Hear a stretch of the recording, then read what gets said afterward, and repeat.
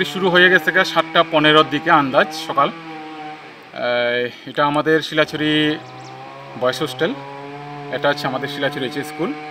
তো এইখানে আজকে কী বার, মঙ্গলবার সকালে ম্যাক্সিমাম স্টুডেন্ট কোচিং হয় আমাদের স্কুলে, সকালবেলা কোচিংয়ে চলে গেছিলো। তো সে কোচিংয়ে চলে যাওয়ায় হোস্টেলে শুধু দুইজন, একজন ক্লাস 11 সিনিয়র স্টুডেন্ট, আরেকজন ক্লাস 9-এর স্টুডেন্ট জ্বর, যে কারণে তারা দুজন হোস্টেলে ছিল। তো ঠিক 7টা নাগাদ তাদের নাকি একটু মানে রবারের পোড়ার গন্ধ আসছিল। তো তারা যখন উঠে আসে সঙ্গে সঙ্গে তারা দেখে পুরো আগুনই আগুন। যেই রুমে নাকি আমাদের ইনভার্টার ছিল, সেই ইনভার্টারে শর্ট সার্কিট হয়েছে এরকম একটা ধারণা। সঙ্গে সঙ্গে আমাকে যখন ফোন করে আমি 5 মিনিটের মধ্যেই চলে এসে তখন বাজে 7:20, এসে দেখি তো পুরো আগুন ধোঁয়া করে জ্বলছে। এই আগুনে একটা রুমের শুধুমাত্র 2-3টা খাট এবং কাপড় চোপড় ছাড়া লাস্টে ফায়ার সার্ভিস আসার পরে সেটা কোনো রকমের রক্ষা পায়। বাকি 5টা রুমের কিছুই নেই। ছাত্রদের যেসব জিনিসপত্র, টিভি, ল্যাপটপ থেকে ইনভার্টার থেকে শুরু করে তাদের কাপড় চোপড়, বই খাতা, মশারি, ফ্যান, কিছুই আমরা রক্ষা করতে পারিনি। কারণ করবুক থেকে শিলাছড়ি আস্তে ফায়ার সার্ভিস প্রায় আধা ঘন্টা লেগেছে।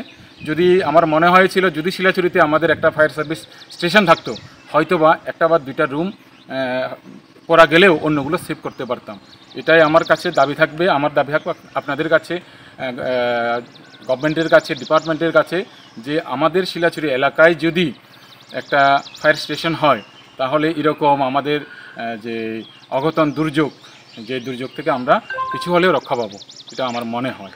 আপনি বলছিলাম যে 2জন স্টুডেন্ট রয়েছে হোস্টেলে, যে সময় আগুনটা লাগছে পুরা গেছে ওই সময় তারা বাইর করছে কেনা?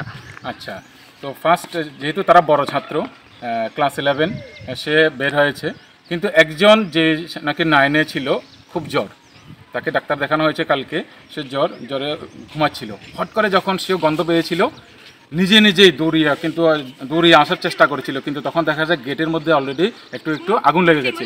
তারপরেও সে জীবনের ঝুঁকি নিয়ে সে বেরিয়ে এসছে।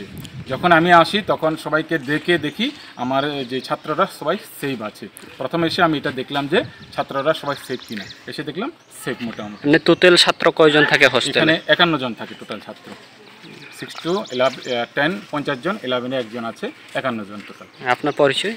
আমার পরিচয় হচ্ছে আমি চিরঞ্জীব মক, আমি শিলাছড়ি স্কুলের বাংলার শিক্ষক এবং পাশাপাশি আমি বয়েজ হোস্টেলের সুপারিনটেন্ডেন্ট। ধন্যবাদ। Thank you.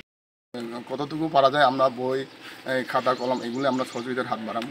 বাদ বাকি যারা এই স্কুল ড্রেস তাদের নাই, তারা স্কুল যাওয়া, তাদের এমনি বাড়িতে পরে থাকার ড্রেস নেই, গামছা পর্যন্ত নেই, জুতা নেই, এরকম এইগুলাকে সকলেই দরকার আছে এই মুহূর্তে মানবিকতার খাতিরে এখানে সহযোগিতার হাত বাড়ানো।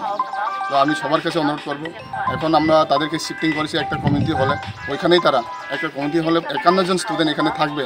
তো এখানে একটা খুব খুব একটা অস্বাস্থ্যকর পরিবেশের মধ্যেও তারা থাকতে হবে। তারা পড়াশোনার জন্য এখানে আছে, যার কারণে ওইখানে